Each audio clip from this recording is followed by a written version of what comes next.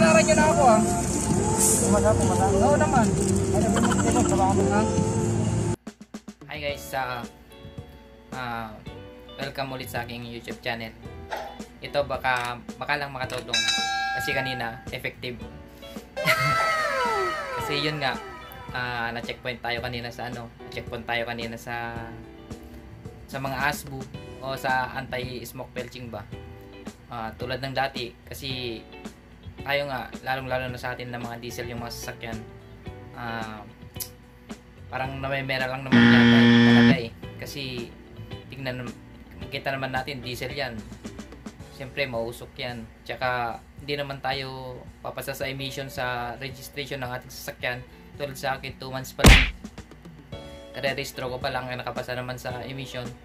Tapos pagdating kasi doon kanina, mga mas bago pa sa akin yung mga sasakyan kasi kanina wala na talaga dati kasi pag napapadaan ako doon, nangyari pala to guys sa may Ross Boulevard, nasa gilid lang kasi ako wala nang pagkakataong gumit na kasi nasa gilid lang talaga ako kaya alam ko naman yung sa na yun alam ko yung part na yun na laging may ganun nga, may ASBU.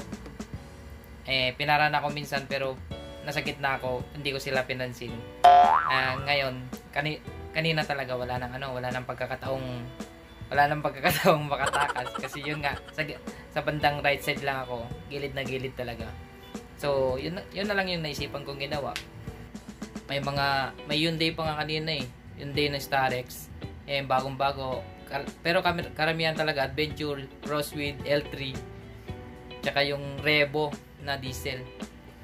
Kaya kanina naisipan ko nung ako na yung sinita, nagsinungaling ako kasi kaya tukuan na lang, skartehan na lang. Kaya yung ginawa ko kanina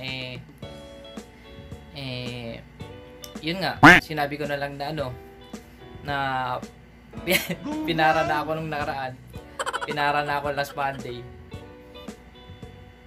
Yun, hindi naman pinapunta ako sa parang boss nila.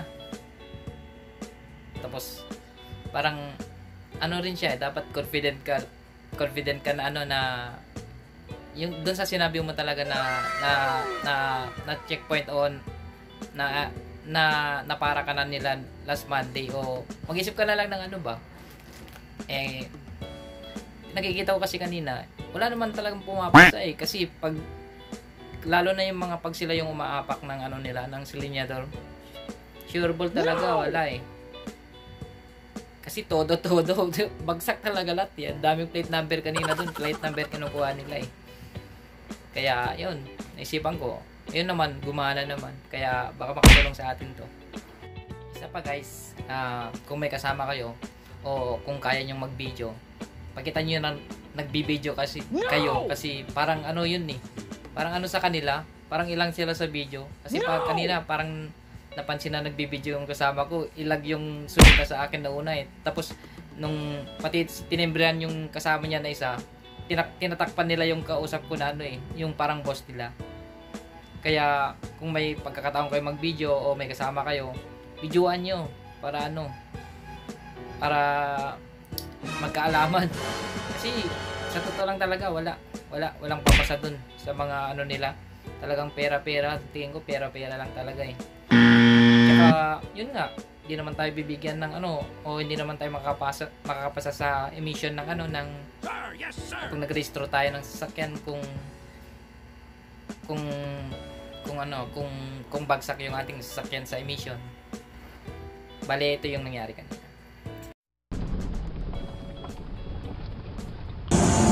Nunas kinaran nyo na ako Pumasa.